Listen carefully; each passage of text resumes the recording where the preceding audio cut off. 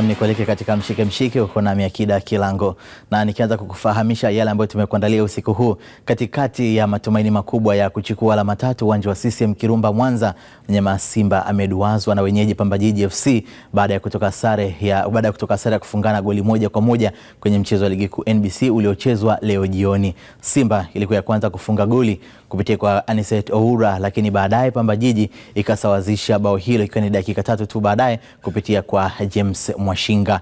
Matokeo hayo yanaifanya Simba ifikishe alama 28 katika nafasi ya 3 ya msimamo wa ligi kuu soka NBC Tanzania bara, ikiwa ni alama 9 nyuma ya vinara Young Africans, ingawa Simba ina faida ya michezo miwili mkononi kulinganisha na watani wao wa jadi. Kwa upande wa Pamba Jiji FC wamefikisha alama 25 katika nafasi ya 5 ya msimamo wa ligi kuu ya NBC. Na baada ya mchezo wa Pamba Jiji dhidi ya Simba kumalizika uwanja wa CCM Kirumba Mwanza, kumekuwepo na hisia tofauti kutoka kwa makocha wa timu zote mbili pamoja na viongozi, kama anavyoripoti Innocent Alois kutoka Mwanza. Mchezo wa ligi kuu ya NBC kati wenyeji Pamba Jiji na Simba Sports Club kutoka kule jijini Dar es Salaam umemalizika na matokeo ni sare ya bao 1-1. Tunatamani kuona mechi za namna hii kwenye ligi yetu.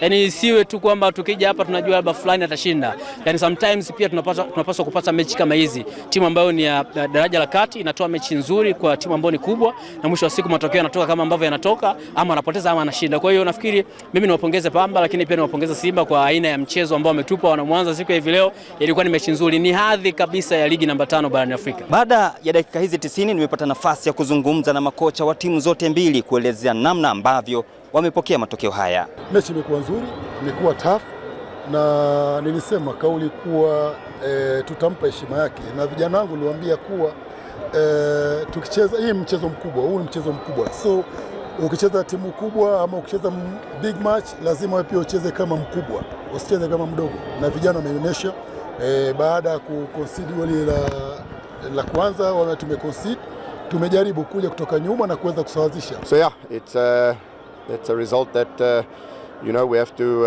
accept. Obviously learn a lot from what we could have done better and improved on. But yeah, it's a difficult ground to come to. Pamba are a decent team. They're a good team. They showed against Azam. They are not an easy team to play, and again today they showed that they're a difficult team to beat. They've only lost 3 games and now 16. So we're still on the right track. We're still having the momentum. We're still picking up points we've had a lot of tough away games. Now we look forward to a home game on Sunday against TRA. Moses William, yeye ni msemaji wa klabu ya Pamba Jiji. Mchezo unaofuata wa Pamba ni dhidi ya Mashujaa. Kwa tuna break ambayo ipo, na hapa saizi baada ya kikao kinaendelea kati ya technical staff, management ambao imekuja kiwanjani pamoja na wachezaji, tutatoa taarifa kwamba tutapata mapumziko ya siku ngapi, kwa sababu mchezo ambao unafuata kwenye ratiba ni dhidi ya Mashujaa tarehe 4, sio? Kwa hiyo muda bado upo. Tunashukuru Mungu kila kitu kitaenda sasa, lakini hiyo break itakuwepo kwa ajili ya wachezaji kupumzika, alafu kuja na energy kubwa. Mashabiki wa klabu ya Pamba, kwanza ni washukuru, lakini pia niwaambie yale ambayo tumekuwa tukiwaambia kila siku ndo haya wataendelea kuyaona zaidi na zaidi. Waendelee kutuamini, waendelee kutupa muda, mengi mazuri yanafuata. Kutoka hapa katika uwanja wa CCM Kirumba jijini Mwanza, mimi ni Innocent Alois wa Azam Sports. Tukiendelea kusalia huko Mwanza, mashabiki wa Pamba Jiji pamoja na wale wa Simba Sports Club wameelezea hisia zao mara baada ya mtanange ulizokutanisha timu zao kukamilika kwa kufungana goli 1-1. Hichi kilichotokea hapa tumekitegemea, kwa maana tuliwaambia kwamba kwenye uwanja huu Simba hawezi kutoka. Sio Simba tu, timu yoyote ikija, tuliwaambia kabisa hapa ni CCM Kirumba, na tulishawaambia timu yoyote ijipange. Yani sisi tuna muendelezo, sio hili tu ambalo limefanyika, sio kwa Simba tu, hata kwa anayekuja yoyote, kwa anayekuja hatopata matokeo kwenye uwanja huu. Kwa hiyo waende wajiandae, na tulishawataarifu kwamba tuna quality players. Nafikiri leo wamejionea. Sasa hivi Pamba sio kama kila ajaliwae kipindi kile, kwamba kila ajaliwae akija hapa anachukua pointi 3 anaondoka. Sasa hivi Pamba Jiji ni kikosi ambacho, yani labda niseme kwa lugha nyingine, sio cha nchi. Ndani refa amechezesha fair play, asiyeweza akapigwa, aliyeweza hivyo tena. Kwa hiyo mimi nataka kusema ni kwamba Pamba Jiji sio timu ya Kiswahili au kajitimu. Pamba Jiji ni timu ya uhakika. Na hapa CCM Kirumba sasa hivi ni machinjioni. Yani kila anayekuja hapa lazima achinjwe, yani kwa vyovyote vile. Kwa hiyo na wengine watakaotaka kuja waje tu. Na umeona leo Pamba imecheza mpira wa hali ya juu, mpira mkubwa. Simba si timu ndogo, ni timu imejipanga, timu ina kila kitu, timu ina uwezo mzuri, lakini Pamba imeonyesha uwezo wake, na unaona goli lilofungwa lile ni goli ambalo lizuri sana, na umeona kabisa kwamba hata mchezaji bora katoka Pamba. Kwa hiyo tunajisifia kwamba tumefanya kazi nzuri, Mungu ametujalia, tunajipanga na mechi zingine. Sisi kwetu hii draw tunaona kama tumefanya kazi nzuri, kwa sababu mwaka jana kama saizi mlikuwa mnahoji kwamba mnaweza mkashuka. Leo tunahoji kwa nini tusipande nafasi ya 4 kwenda juu. Kwa hiyo tuko vizuri, Mwenyezi Mungu ametusaidia. Wazidi wananchi kutuunga mkono, waone kwamba Pamba ni timu yao. Nimepokea matokeo kwa mikono miwili na ipongeza timu yangu ya Simba. Imecheza vizuri kuanzia kipindi cha kwanza mpaka cha pili. Lakini pili niwapongeze Pamba kwa kuonesha ushindani mzuri ambao kidogo umeonesha kwamba Simba tuna haja sana ya kupambana, kuona kwamba msimu huu ligi ya msimu huu, mashindano ya msimu huu sio mepesi kwa timu zote za mikoani na kwa timu zote ambazo tunasema pengine ni nyepesi, lakini sio timu nyepesi. Kupata ubingwa sio kazi nyepesi kwa msimu huu. Bwana, mchezo ulikuwa vizuri kabisa kama ulivyouona. Pamba wamejitahidi, nilichokiona sikutegemea kwanza, kwa sababu ukiangalia nimefurahi sababu hii ni mwana Mwanza na hii ni Mwanza. Mimi ni shabiki wa Simba, siwezi kuistahili, lakini pia nikiona timu za nyumbani zinafanya vizuri najisikia vizuri sana, kwa sababu najua zinakuwa. Ipo siku moja hata mimi nitaamua kuhamia Pamba, lakini bado mimi ni Simba, nimefurahi. Timu ndogo zinakuwa zinabishana na timu kubwa na zinaweza kupata usawa kwa usawa. Baada ya kuwatazama mashabiki wa Simba lakini pia Pamba Jiji huko Mwanza, turejee sasa jijini Dar es Salaam ambapo mashabiki wa Simba waliotazama mchezo dhidi ya Pamba Jiji FC katika banda umiza la tawi la Simba Karume Unstoppable wameeleza kuwa na matumaini na kikosi chao licha ya kutoka sare katika mchezo wa leo. Ligi sasa inatakiwa iwe kama hivi. Kwa nini tunasema ligi iwe kama hivi? Ligi iwe na tension, iwe na mvuto, kwamba kila timu ijizatiti katika mkoa wake na katika eneo lake, isichangiwe kwamba kuna timu fulani au timu fulani. Kwa hiyo leo tumepata kipimo kwamba timu yetu ya Simba sasa inapata kipimo kwamba hiyo kila mechi inaocheza ijue kwamba wao ni nini, kwao ni finali. Kwa maana hiyo wachezaji wetu wao wanapata discipline kama hizi.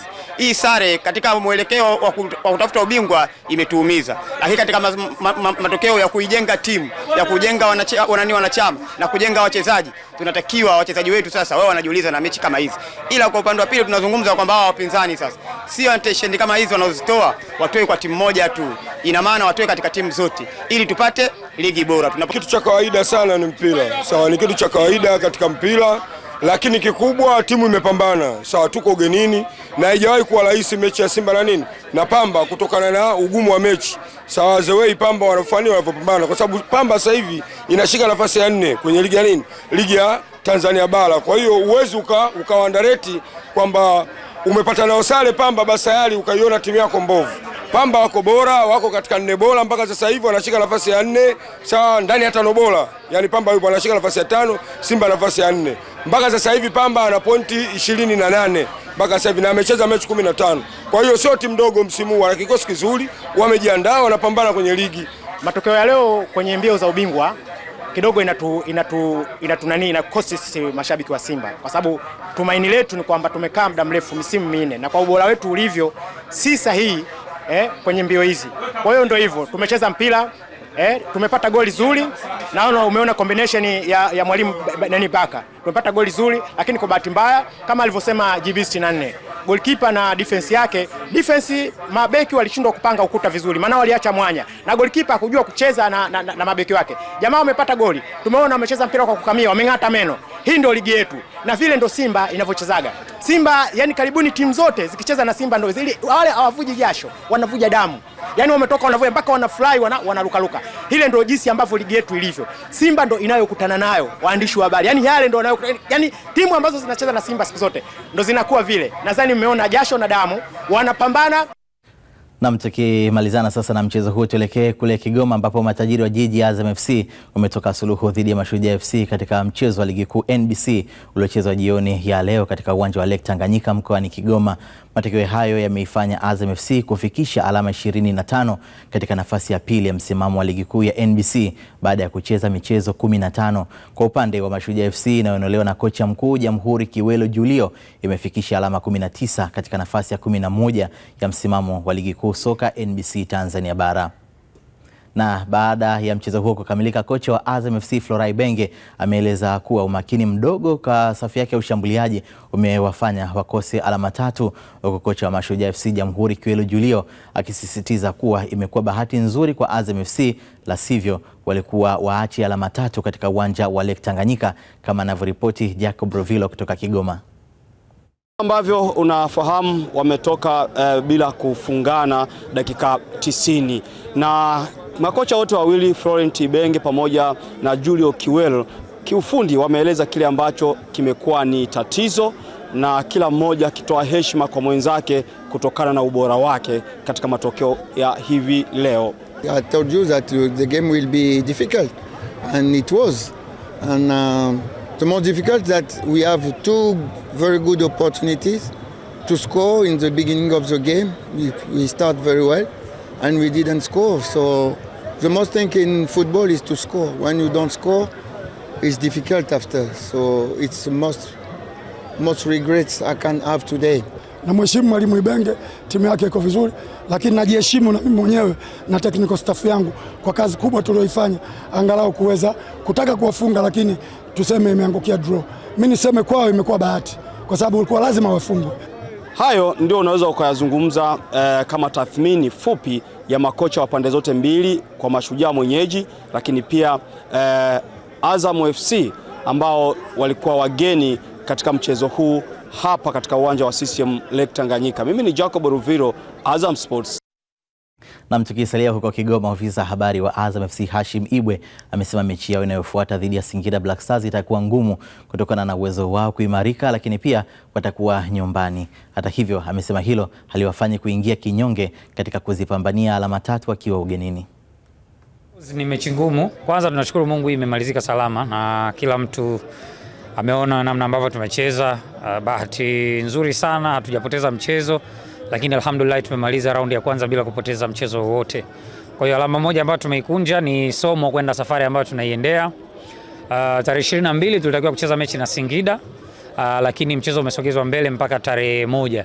Kwa safari hii ambayo tunaianza hapa, baada ya mchezo tunaanza safari ya kurejea Dar es Salaam kula sikukuu na familia na nini, ili tuanze maandalizi ya kuanza raundi ya pili ambayo inategemewa kuanzia hapo. Kwa hiyo hatutegemei kitu kingine chochote. Tunategemea mechi ngumu sana mbele ya Singida kwa sababu wana timu nzuri na wao, na recently wamekuwa kwenye form, wako vizuri, wana wachezaji wazuri, wana mwalimu mzuri na wamekuwa wakiboreka kwa siku hadi siku. Lakini kitu kigumu zaidi ni kwamba tunakwenda kucheza na Singida nyumbani kwao, uwanja wa nyumbani. Kwa hiyo ni sehemu pekee ambayo itakuwa inatoa tathmini kwamba tutakuwa tumejiandaa kiasi gani, kama tunaweza kupata matokeo mazuri mbele yao. Lakini na sisi tutaenda kinyonge. Tutacheza kwa uwezo wetu, tutadeliver kwa uwezo wetu, tutafikia malengo inshallah. Hashim Ibwe huyo ofisa habari wa matajiri wa jiji Azam FC. Huni mshike, usiondoke.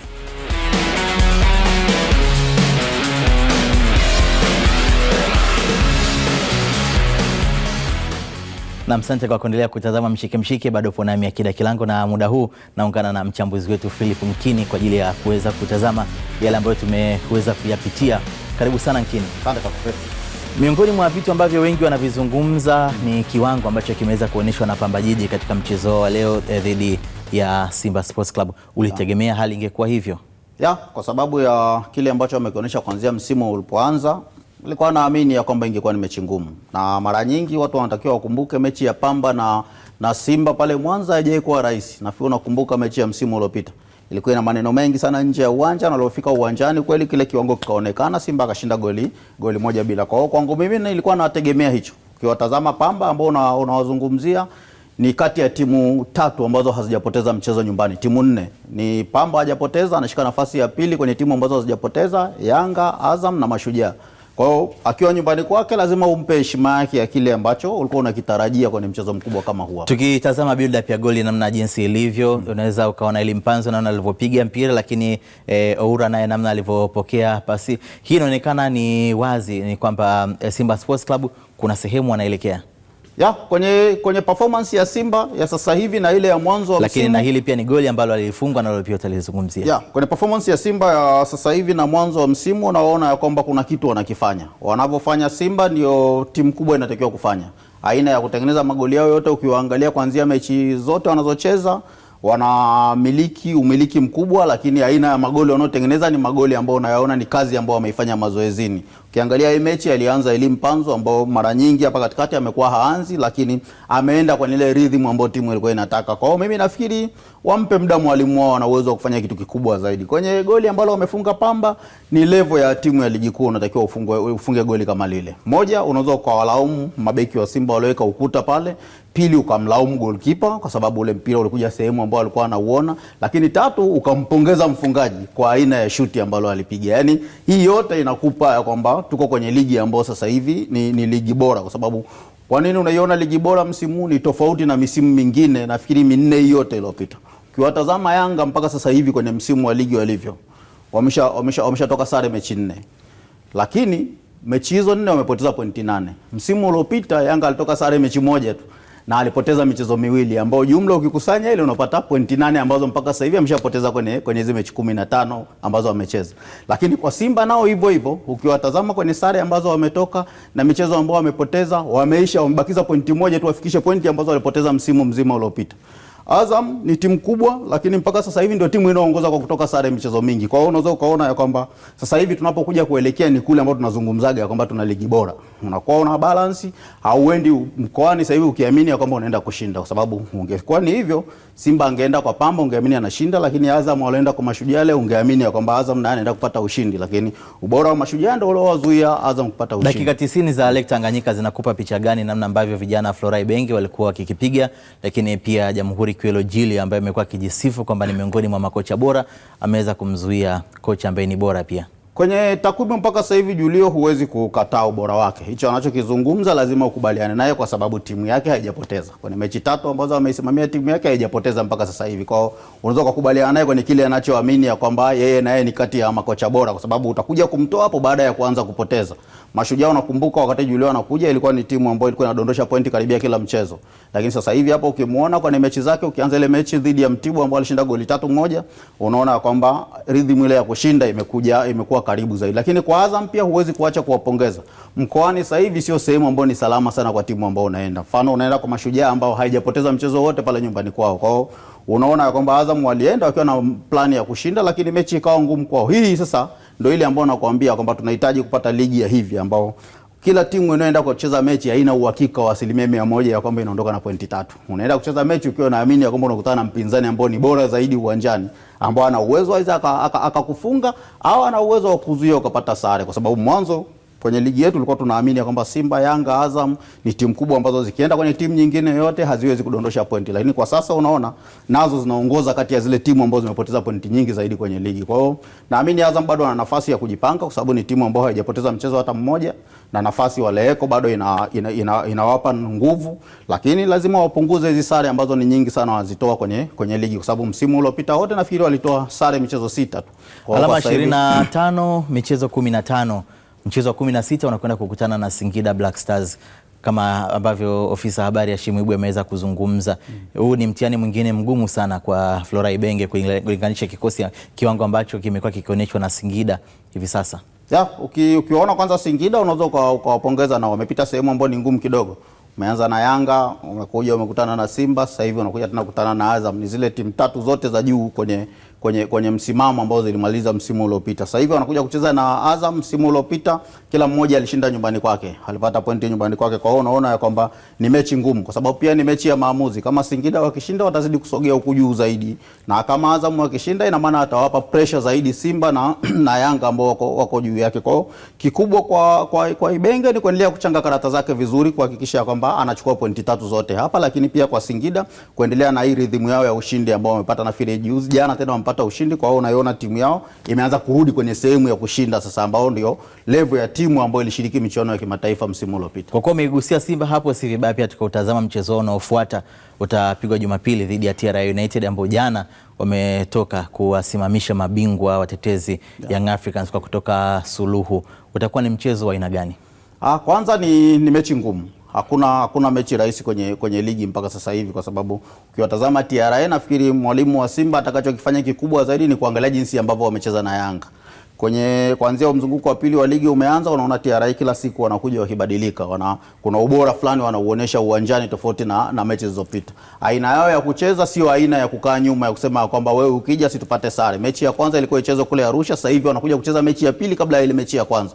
Kwa hiyo nafikiri wanaenda ugenini, sehemu ambapo Simba nao wamekuwa na base yake nzuri zaidi, lakini mechi inaweza ikaamuliwa na nani ambaye atafanya vizuri kwenye dakika 90. Hakuna hata mmoja unaweza kumpa nafasi ya kuamini kwamba anaweza akaondoka na pointi 3. Nikukumbushe pia pointi moja au naam, nikukumbushe pia Nkini kwamba mkoa wa Mwanza haujawahi kuwa mkoa salama sana kwa Simba toka enzi hizo. Mbao, timu nyingine zote zimekuwa zikiwasumbua sana. Na muda huu tutazame kile ambacho tumekuuliza kupitia katika kurasa zetu za mitandao ya kijamii, lakini pia majibu ambayo umeweza kutuandikia hapo. Swali likiwa likiuliza NBC Premier League kwa mwenendo huu wa sare kwa vigogo wa soka Yanga, Simba na Azam FC, unazionaje mbio za ubingwa msimu huu? Hilo ndilo swali ambalo tulikuwa tumekuuliza hapo, lakini sasa tutazame kile ambacho umetujibu tukianzia na ukurasa wetu wa Instagram.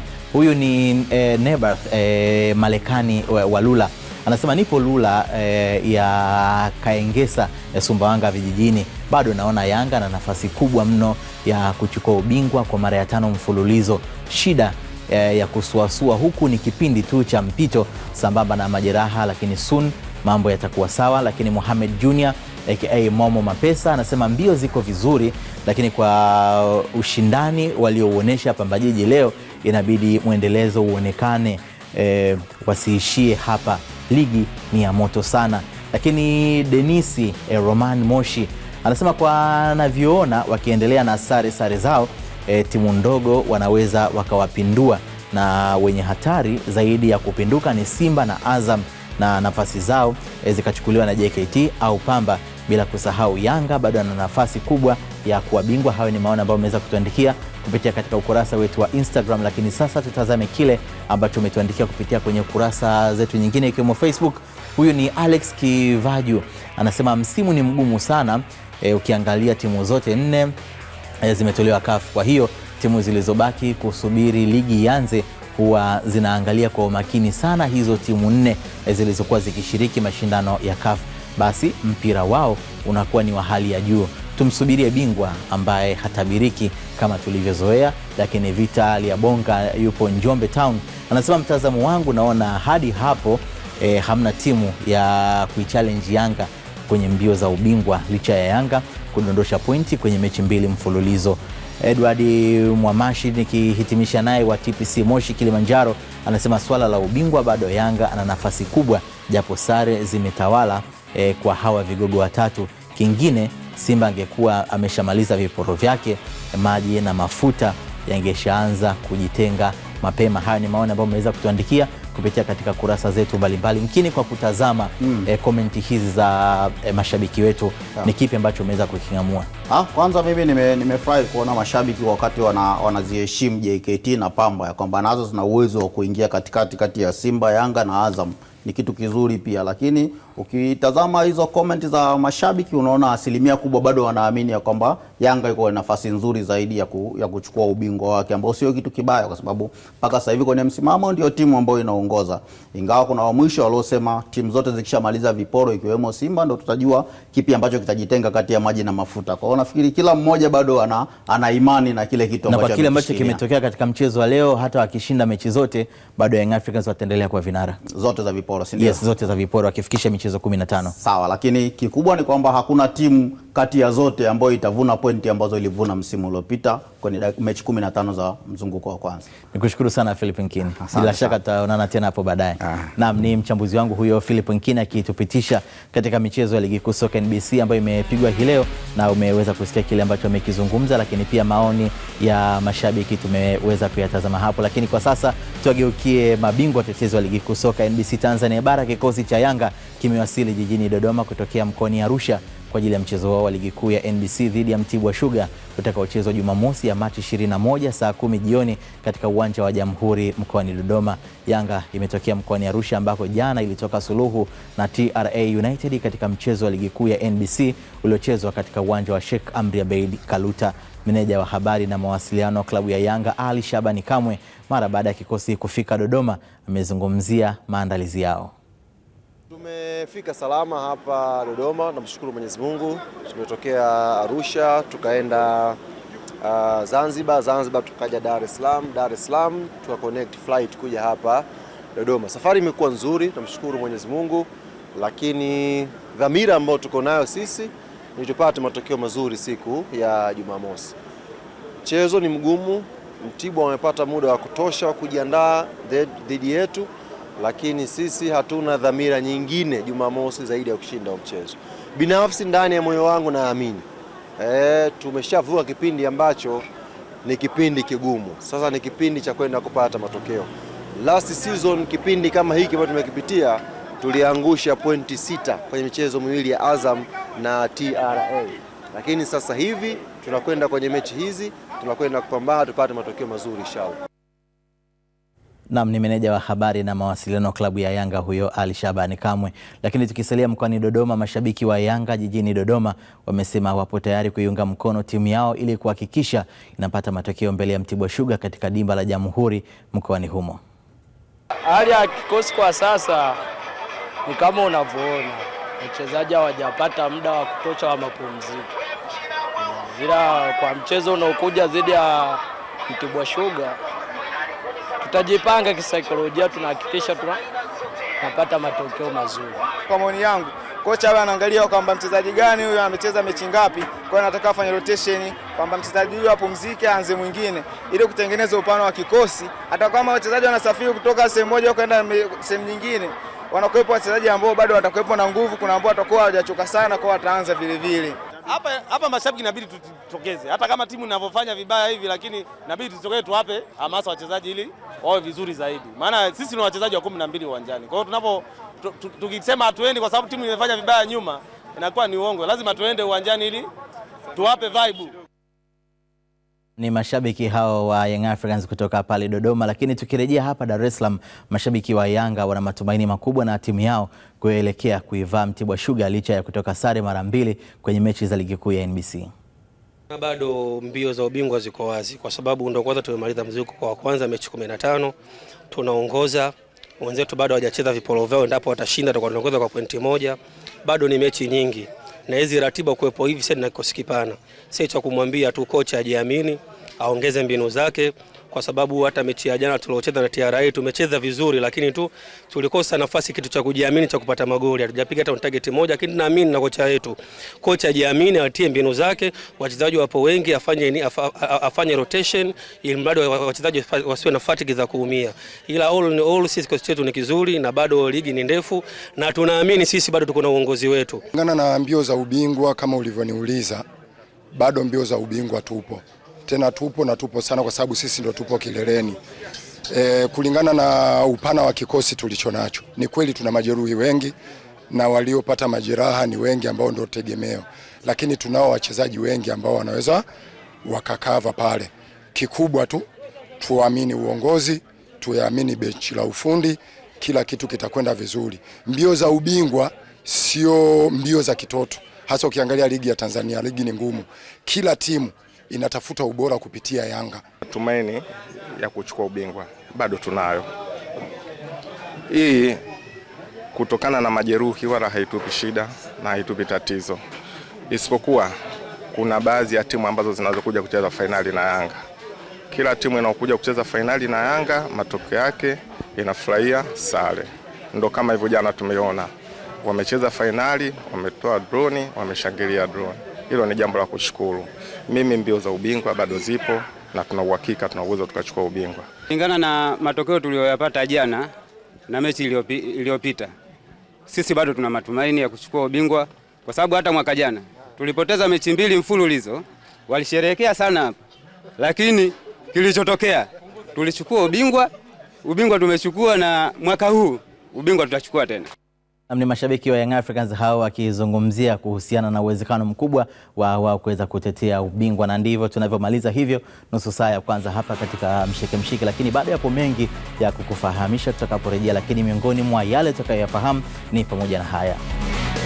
Sakata la Senegal kupokwa ubingwa wa AFCON 2025 na kupewa Morocco lazidi kwa gumzo.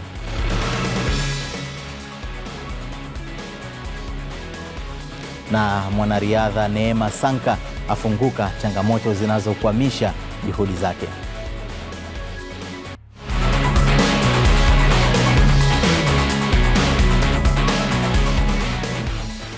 Na asante kwa kuendelea kutazama Mshike Mshike, bado upo nami Akida Kilango. Na tukiendelea kutazama mengine ambayo tumekuandalia hapa katika Mshike Mshike, kocha mkuu wa Mtibwa Sugar Yusuf Chipo amesema katika mchezo wao dhidi ya Yanga wanatarajia kuwa na kikosi chenye ushindani zaidi tangu waanze msimu huu wa 2025-2026 kutokana na kupata muda wa kutosha kufanyia kazi mapungufu waliokutana nayo katika michezo iliyopita. Taarifa zaidi na mwandishi wetu Ahmad Ali kutoka Dodoma. Mtibwa Sugar Sports Club tangu walipocheza mchezo wa kombe la shirikisho la CRDB dhidi ya Mbuni FC na kutolewa katika mashindano hayo Machi 8 mwaka huu, amepata muda wa kutosha kupumzika bila kuwa na mchezo wowote wa ushindani, hali inayompa matumaini kocha Yusuf Chipo kufanya vizuri katika mchezo wao ujao dhidi ya Yanga Sports Club. Tuko vizuri, tulipata muda mwafaka wa kupumzika na tumerekebisha makosa ambayo yalikuwa natusibu pale nyuma kidogo. Wajua ligi imekuwa na changamoto sana. Takriban timu zote tumecheza kipindi fulani mnacheza mechi 3 mechi 4 zikifuatana kwa mpigo papa. Saa zingine zinaleta fatigue kwa wachezaji, saa zingine zinaleta maumivu. Walakini sasa hizi tumerecover na tuko vizuri na naamini tuko tayari kutendea haki jina letu la Mtibwa Sugar. Hatuna majeruhi yote, sisi tuko wazima, wote tuko salama. Na nafikiri tutapeana kikosi kile chenye nguvu kabisa katika Mtibwa tangia tuanze. Kwa hivyo itakuwa ni mechi ngumu sana. Ukiangalia wachezaji wa Yanga na ubora wake, itakuwa ni mechi ngumu sana kwetu. Sisi ni tupambane, tujitahidi, tumewaangalia mechi zao kadha wa kadha, tutaambizana vipi ya kufanya.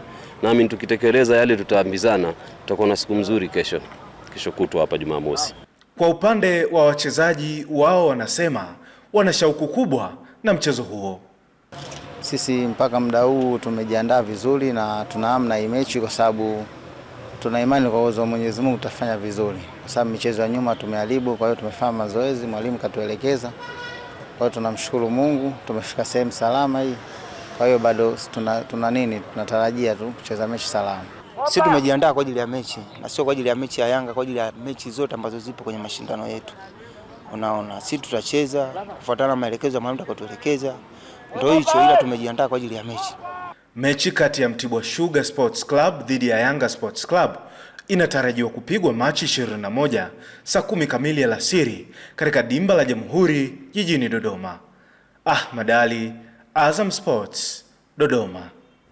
La muhimu ni kulipia kisimbuzi chako basi mapema ili kuepukana na usumbufu wa kimtandao ili uweze kushuhudia mtanange huo, lakini pia mitanange mingine inayoonyeshwa mubashara kupitia kisimbuzi chako cha Azam TV. Kamati ya uendeshaji na usimamizi wa ligi ya bodi ya ligi kuu Tanzania imetangaza adhabu mbalimbali kwa timu za ligi kuu baada ya kupitia mwenendo wa matukio. Miongoni mwa adhabu hizo ni pamoja na mchezo wa dabi ya Dar es Salaam kati ya Azam FC na Yanga iliyomalizika kwa suluhu Machi 15 uwanja wa Benjamin Mkapa. Katika mchezo huo, klabu ya Azam FC imetozwa faini ya shilingi milioni 5 kwa kosa la kukataa kutumia chumba rasmi cha kuvalia katika uwanja wa Benjamin Mkapa kinyume na sheria. Nayo klabu ya Yanga imetozwa faini ya shilingi milioni 5 kwa kosa la mashabiki wake kuwarushia chupa za maji waamuzi wa mchezo wa dabi ya Dar es Salaam. Lakini katika tukio lingine, mwamuzi wa kati Katanga Hussein kutoka Tabora amefungiwa mizunguko mitatu kwa kosa la kushindwa kufanya maamuzi sahihi kwa mujibu wa sheria baada ya golikipa wa Simba Jibrila Kasali kucheza rafu dhidi ya mshambuliaji wa Singida Black Stars Joseph Gede katika tukio hilo ambalo umeweza kulishuhudia hapo.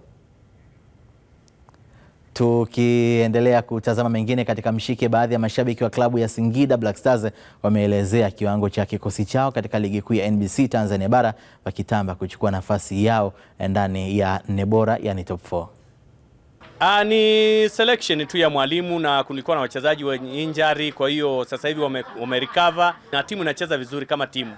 Kwa hiyo wanaelewana, combination imekuwa nzuri. Kwa hiyo Singida wanacheza vizuri kwa kweli. Kwenye top 4 hiyo iko wazi. Kwa namna wanavyocheza Singida Black Star, wanacheza vizuri, wanaonana, wanaelewana. Yaani wachezaji wana ari, wana morali, kwa hiyo nawaona kwenye top 4. Wanapata matokeo kwa sababu kwamba wamekuwa na ile morali na wanajituma wanapambana, kuna sehemu nzuri ambayo wanaelekea. Mabadiliko ni makubwa kulingana na kwamba ukiangalia game za mwanzoni na ukiangalia sasa hivi ni unaweza kadhani labda kuna kitu wameongeza ambacho ni kidogo kina boost kidogo kwenye performance yao. Kwa hiyo nadhani mwalimu huenda alifanyia kazi kwenye uwanja wa mazoezi yale makosa waliokuwa wanafanya mwanzo. Sasa hivi timu ina perform vizuri, wachezaji wapo comfortable wakiwa na mpira, wakiwa hawana mpira. Kwa hiyo tunaamini kwa sasa hivi top 4 hawezi wakakosekana. Nafasi bado anayo, maana ndo kwanza ligi ipo katikati. Lolote ndio likatokea, wanaweza kuchukua ubingwa kama wakiendelea na spirit hii ambayo tunaona nayo kwa sasa. Wanaweza kubato, maana sasa wana timu nzuri, wanaweza kubato na timu yoyote Tanzania kwa sasa.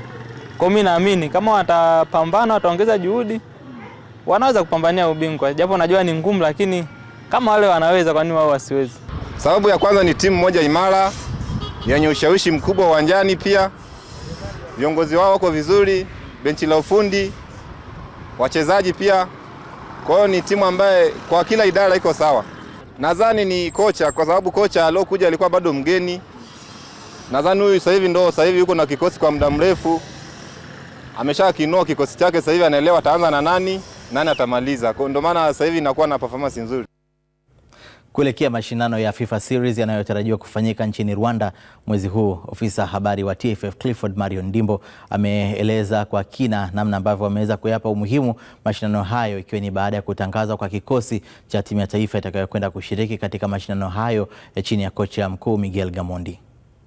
Kuzungumzia FIFA Series ni mashindano ambayo FIFA walianzisha, ni mashindano madogo tunasema, mini tournament ambayo inalenga kusaidia michezo ya kirafiki kutoka katika confederation mbalimbali, kwa maana ya kwamba kuna mchanganyiko naona kutoka Afrika, kutoka mabara mengine pia, timu ambazo zinakuwa zinakutana kwenye hiyo mini tournament. Kwa hiyo ni kwa mara ya pili inafanyika mwaka huu, kwa maana 2026 pale Rwanda, lakini la kwanza lilifanyika Azerbaijan 2024. Kwa hiyo Tanzania ni miongoni mwa mataifa ambayo tumefanikiwa kuweza kushiriki kwenye FIFA Series zote mbili sasa ambazo tayari zinafanyika, kwa maana 2024 ambayo tumecheza, lakini 2026 ambayo pia nayo tunakwenda kucheza pale Rwanda. Na utaratibu wake kunakuwa na timu ambazo zinagawanywa katika makundi tofauti, na kama nilivyosema kwamba ni shindano fulani dogo lakini lenye lengo la michezo ya kirafiki. Na ndio maana unaona kwamba sisi tutacheza michezo miwili, kwa maana tutacheza mchezo wa kwanza na Liechtenstein, na baada ya mchezo huo manake tutasubiri mchezo wa pili ambao utakutanisha timu hizo ambazo tuko nazo kwenye kundi moja, kwa maana kwenye kundi tuko timu 4. Kwa hiyo kama tutapoteza ama tutashinda, manake bado tutacheza michezo miwili. Tukishinda manake tutacheza na mshindi wa huo mchezo mwingine wa pili. Tukipoteza manake tutacheza na aliyepoteza kwenye huo mchezo wa pili. Kwa hiyo baada ya hapo basi kila timu inaelekea kurudi kwenye majukumu yake mengine. Nao baadhi ya wachambuzi wa soka jijini Dar es Salaam wamepongeza kikosi cha timu ya taifa kitakachokwenda hivi karibuni kushiriki katika mashindano hayo ya FIFA Series yatakayofanyika Rwanda. Vikosi vya timu ya taifa, makocha wa timu za taifa huwa wanaangalia mara nyingi wachezaji waliofanya vizuri kwa siku za karibuni. Yaani kikosi cha timu ya taifa, watazamaji wako bila shaka wanajua, huwa hakiko fixed kwamba siku zote ni fulani na fulani, la hasha. Kila mchezaji katika taifa husika, na hapa tunazungumzia taifa letu Tanzania, anayo haki ya kuichezea timu ya taifa. Sasa benchi la ufundi wana vigezo vyao, na mara nyingi huwa wanaangalia kwenye viwango vya karibuni nani anaweza akatekeleza vyema mpango kazi wa mwalimu. Sasa kwa kuzingatia hayo, wale walioitwa, kwa maoni yangu, naona mwalimu Miguel Gamondi na benchi lake la ufundi wako sawa kabisa, kwa sababu miongoni mwa walioitwa utaona kina Twalibu Nuru, miongoni mwa mabeki wa kati wa Azam. Fikiria Azam na ushindani wote waliopo pale, lakini kocha Flora Ibenge amekuwa akimpa nafasi ya kucheza. Lami Kilawi, nazungumzia mabeki wa kati, lakini ukiangalia wapo kina Bakari Nondo Mwamnyeto, kina Ibra Baka na wengine kwenye eneo la walinzi, lakini kwenye goalkeeping position kuna Aishi Manula amerejea, na ni kwa sababu sio kwa sababu ameitwa kwa sababu Manula, ni kwa sababu Manula anaonyesha kile ambacho siku zote kimempa heshima katika nchi. Ndani ya kikosi cha Azam ushindani uko mkali, lakini yeye Zuberi Foba wote wamekuwa wakipata nafasi zaidi ya kucheza, na uzuri ni kwamba kwa Azam chini ya kocha Flora Ibenge kiukweli wachezaji wazao wamekuwa wakipata nafasi zaidi hivi siku za karibuni, na ni bila shaka kwa sababu ya kiwango bora anachokionyesha. Kwanza nimefurahi kikosi cha timu ya taifa, kikosi ambacho kimetajwa na kocha Gamondi, na safari hii mwalimu amezingatia wachezaji ambao walikuwa wanacheza, ambao wanapata nafasi ya kucheza. Kipindi cha nyuma kuna wakati tulikuwa tunauliza mbona Yona Amos amekuwa na takwimu nzuri, anaonekana kwenye mechi, lakini ameitwa labda Masalanga alikuwa anaonekana mara chache. Safari hii mwalimu amewapa wachezaji wote 90% wachezaji walioitwa ni wanaoanza kwenye wanapata game time. Ukiangalia ataanza ametoa magolikipa wawili, lakini ukiangalia Ibenge amekuwa akiwarotate hao wachezaji. Manula pamoja na Foba. Kwa hiyo kikosi kimekuwa kizuri, lakini nimefurahi pia nimemwona mtu kama Paul Peter ameongezwa kwenye kikosi, anafanya vizuri na JKT, amekuwa mfungaji huko kwenye orodha wanaofunga. Lakini kubwa zaidi ni kurejea kwa Aishi Manula ambaye kwangu mimi naona kama ilikuwa tunamhitaji hata kwenye AFCON iliyopita. Vijana walienda walifanya vizuri, lakini hilo ni eneo ambalo tunahitaji mchezaji ambaye ana experience ya kutosha, na kwa sababu anaenda kwenye mashindano ambayo ni ya FIFA series itawasaidia, itampa mwalimu full picture kwamba hichi kikosi anaweza kuendelea nacho kwenye call up nyingine, na wengine ambao hawajaitwa na walikuwepo, manake ni kama wake up call kwamba wanatakiwa wa pull up, kwa sababu mwakani tuko kwenye AFCON, kwa lazima watu wapate nafasi, na uwezi kupata nafasi mwakani kwenye AFCON kama uwezi kwenda kucheza kwenye mashindano madogo kama ya FIFA series. Kwa kwangu mimi kikosi kiko vizuri sana. Mchezaji wa zamani Stefano Mwasika ameeleza na kusifu ubora wa kikosi kilichotangazwa na kocha mkuu Miguel Gamondi, huku akipongeza kurejea kwa Aishi Manula golini, kwani ni kipa mwenye uzoefu mkubwa kwenye michuano ya ndani na hata ile ya kimataifa. Mwalimu ameona na sasa hivi anatengeneza timu kwa ajili ya 2027 sababu kuna mashindano makubwa ambayo yataenda kufanyika hapa Tanzania. So kuna wachezaji wengine amewaacha wazoefu, najua shawaona, so kwamba amewaacha naweza kawa amewapumzisha, shajua viwango vyao. Kwa hiyo anaita na wengine ili nao waone, ili baadaye kama naita timu ajue kabisa kwenye namba fulani kuna watu wako wangapi anakuwa na uhakika. So kuna wengine nimewasikia huwa ana doubt kamwacha fulani, hapana. Nafikiri hajamwacha. Na isitoshe kila mtu anayecheza ligi anapenda aitwe national team. So wanaopata nafasi so kwamba wenyewe ndio moja kwa moja. Nafikiri kama ukionyesha uwezo wako vizuri unaweza ukawa moja kwa moja unaitwa kila mechi. Mwalimu anakuwa hawezi kuacha sababu wewe ni msaada mkubwa kwenye timu, na nafikiri squad aliyoita ni nzuri. Ni nyota wa zamani huyo wa Taifa Stars akitoa maoni yake kuhusiana na kikosi cha Stars, lakini akimwongelea pia hapo golikipa Aishi Manula. Tukitazama mengine katika mshike ikiwa ni miezi miwili pekee imepita tangu timu ya taifa ya Senegal kubeba ubingwa wa kombe la mataifa ya Afrika AFCON baada ya kupata ushindi wa goli 1-0 dhidi ya wenyeji wa michuano hiyo Morocco. Mjadala mkubwa duniani hivi sasa umekuwa ni kuhusu kamati ya CAF kutangaza kuipoka kombe hilo Senegal na kumtangaza Morocco kuwa ni bingwa mpya wa AFCON 2025 kutokana na makosa ya kinidhamu ya Senegal katika mchezo wa fainali. Senegal walisusia mchezo huo wakilalamikia kutokuridhishwa na mwamuzi wa mchezo huo na kwenda vyumbani kabla ya kurejea tena baadaye na mchezo huo kumalizika kwa Senegal kushinda goli 1-0. Tukio hili limeibua wadau mbalimbali wa soka nchini. Unajua baada ya ile Senegal kufanya kile kitendo kwenye fainali ya AFCON, ile ilikuwa ni tukio baya kwa mpira wa Afrika. Ungetegemea sasa katika kutibu ule ubaya ungetegemea kufuate na maamuzi mazuri. Of course disciplinary committee ikatoa adhabu kwa wote waliohusika na nchi ikapigwa fine na nini. Lakini sasa unapokuja na tiba ambayo inachafua tena soka, ulitegemea ulisafishe, tiba inachafua soka. Inachafua soka kwa nini? Kwa sababu sheria kuu ya mpira wa miguu ni kwamba maamuzi ya refa ndio ya mwisho. Sasa baada ya Senegal kutaka kutoka uwanjani na akasubiri mpaka waliporudi after 15 minutes or 17 minutes wakarudi uwanjani. Ina maana refaria alipo restart ule mpira, kwa maana ile penalty ya Ibrahim, manake uamuzi wake ndio ulikuwa wa mwisho. Na tukielekea katika mengine sasa, tuelekee huko Manyara ambapo Neema Sanka ni mwanariadha pekee mwanamke anayekimbia mbio ndefu za kilomita 42 mkoani Manyara, ambapo licha ya kuonyesha juhudi kwenye mchezo huo kwa kushiriki mbio mbalimbali ndani na hata nje ya nchi, bado anakabiliwa na changamoto ya udhamini. Helen Kawiche kutoka mkoani Manyara ametutumia taarifa ifuatayo. Azam Sports inakukutanisha na Neema Sanka, mwanariadha wa mbio ndefu za kilomita 42 hapa mkoani Manyara. Mazoezi kwake ni kitu cha kawaida kila siku kwenye viunga mbalimbali hapa Babati, na hapa anatupitisha kwenye safari yake katika mchezo wa riadha. Riadha nilianzia shule sekondari, baadaye nikaacha. Niliendelea na masomo ya chuo, baadaye nikaahirisha, nikaendelea na mbio mwaka 2019. Ndio nilianzia hapo safari yangu.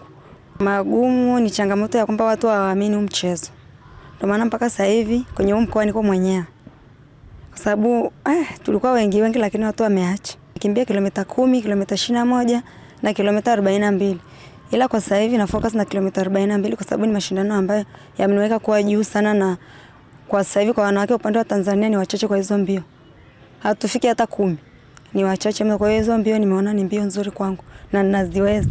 Especially Kilimanjaro ambayo ni mbio kubwa, ambayo ni international, ambayo inahusisha mataifa 50 duniani. Kwa hiyo nimekuwa bora kwenye yale mashindano 2023, 2024, 2025. Na 2026 natarajia kuwa bingwa. 2023 nilikuwa mshindi wa pili, 2024 nilikuwa mshindi wa pili, 2025 nilikuwa mshindi wa tatu. Maana yake ni kwa upande wa Tanzania ndo nilikuwa naongoza. Maana yake ndo Tanzania 1. Kwenye hizo mbio maana yake wanachukua kwa upande wa Tanzania, Mtanzania wa kwanza. Kwa maana hiyo mimi nimeingia ndani ya top 3 miaka 3 mfululizo. Na mpaka sasa hivi rekodi ambayo hamna aliyevunja rekodi ya kuingia kwa miaka 3 ndani ya top 3 maana yake ni ngumu, na mimi nimeweza. Neema amewahi kushiriki mashindano ya mbio nje ya bara la Afrika mwaka jana, na mwaka huu pia anatarajia kwenda Madrid nchini Hispania. Kwa upande wa mashindano ya nje ya nchi nilienda nchi inaitwa Switzerland au Swiss.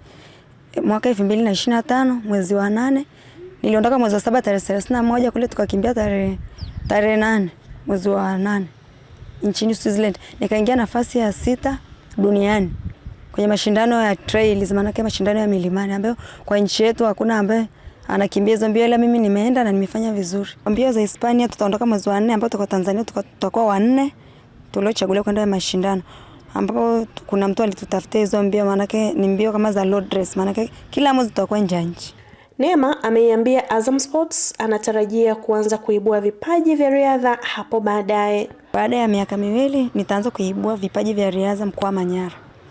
Na nitasimamia kweli kweli, kwa sababu kwa upande wa huku kwetu hamna mpaka sasa hivi ambaye anafanya kazi zaidi ya Gabi. Gabi ndo anafanya hiyo kazi na yeye. Kwa hiyo na yeye amejitahidi sana kwa upande wake. Ndio. Wazazi na waambia wasiwakataze watoto wao kukimbia mchezo wa riadha, kwa sababu ni mchezo ambao ni mzuri sana, unakufanya unajua mataifa mbalimbali duniani, na pia unakuwa bora kuliko, unapata hela nyingi. Ni mchezo mzuri sana, na mimi hata mimi wazazi wangu walikuwa waamini kiukweli kabisa, mpaka babangu ananiambia mna hiki kitu kabisa. Leo anaamini kabisa, na yeye pia ana support kazi yangu sana. Kwa hiyo nawashauri wasiwakataze watoto wao. Neema Sanka ni mwanamke shujaa ambaye ameweza kuendeleza kipaji chake cha riadha licha changamoto mbalimbali ikiwemo kukosa wadhamini. Helen Kawiche, Azam Sports, Manyara. Matengenezo ya uwanja wa kituo cha kukuzia vipaji vya soka kwa vijana kiitwacho Mvula Sports Academy kilichopo Pugu Kinyamwezi unaendelea kwa kasi, ambapo meneja wa mradi wa uwanja huo Mhandisi Idrisa Bicholi ameweka wazi matarajio yalivyo katika kukamilisha uwanja huo. Kama ilivyokuwepo awali, Azam imekuwa ni watu wa kutembelea karibia kila wakati. Kila hatua ya maendeleo huu uwanja wetu mmekuwa mkionyesha ushirikiano mkubwa sana na mkiwa mkija hapa. Sasa hivi tuko fezi ya 7 katika zile fezi 10. Kama mnavyoona tulishafyeka uwanja na sasa uwanja unashindiliwa. Baada ya kushindilia, kitakachofuata ni kumwaga mchanga kwa ajili ya kutengeneza smooth, kutunza unyevu na kuleta picha nzuri, kwa maana ya kwamba kupata nyasi zenye muonekano wa tofauti na hivi mnavyoona sasa. Na kama ulivyosema hapo, baada ya kushindilia, hatua inayofuata ni kumwaga mchanga. Baada ya kumwaga mchanga, nyasi zitatokeza juu. Tutazisubiri kwa muda wa siku 18, tutazifeka tena, alafu baada hapo tutashindilia tayari kwa kufanya majaribio ili tuweze kuona sasa uwanja huu wachezaji wakishacheza watatupa feedback wanajisikieje, kwamba enka zao zinauma, uwanja labda ni mgumu au uwanja ni soft kupitiliza, basi tutajua nini cha kuongeza au nini cha kupunguza. Mwanzo tuliona tu kama utani, lakini sasa tunaanza kuona majaliwa na tunaendelea kusema sasa karibuni wadau kwa ajili ya kucheza. Baada ya muda mfupi naona mambo yakienda vizuri, kuja kufika mwezi wa 4 mwishoni tutakuwa tuko kwenye lengo letu kuu. Msimu wa 5 wa mashindano maalum ya soka yanayoshirikisha wachezaji mbalimbali wa Kitanzania wanaoishi nje ya nchi yaitwayo Serengeti Football Bonanza yanatarajiwa kufanyika mwezi Agosti mwaka huu nchini Sweden. Mjumbe wa kamati ya mashindano hayo Fadhili Omari anaelezea malengo na namna ambavyo wanajiandaa kuelekea katika mashindano hayo.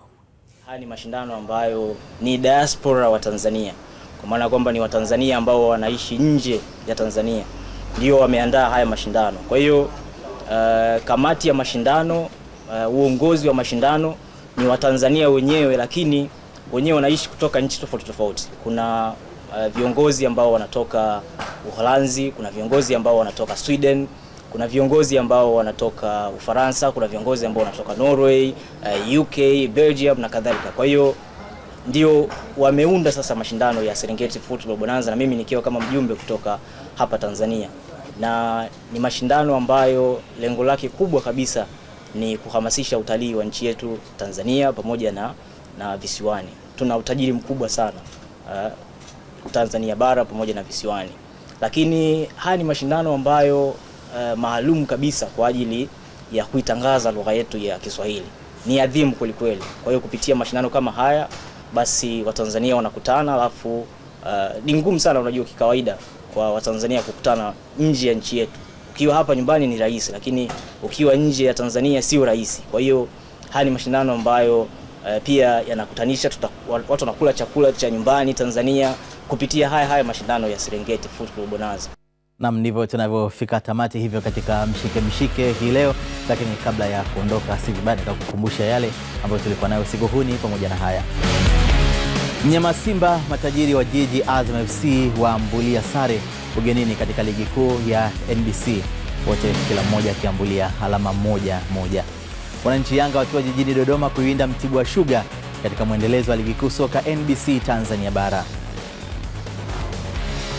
Na kimataifa, sakata la Senegal kupokwa ubingwa wa AFCON 2025 na kupewa Morocco lazidi kuwa gumzo. Kufika hapo hakuna la ziada katika mshike. Kwa niaba ya timu nzima iliyoshiriki kukuandalia, mimi ni Akida Kilango wa Akidu Kaida, mtozi alikuwa ni Kennedy Moses, lakini pia Baraka Alson Mpenja, sauti ya radi ilinifanya nionekane hapa ni Asimwe. Una usiku mwema.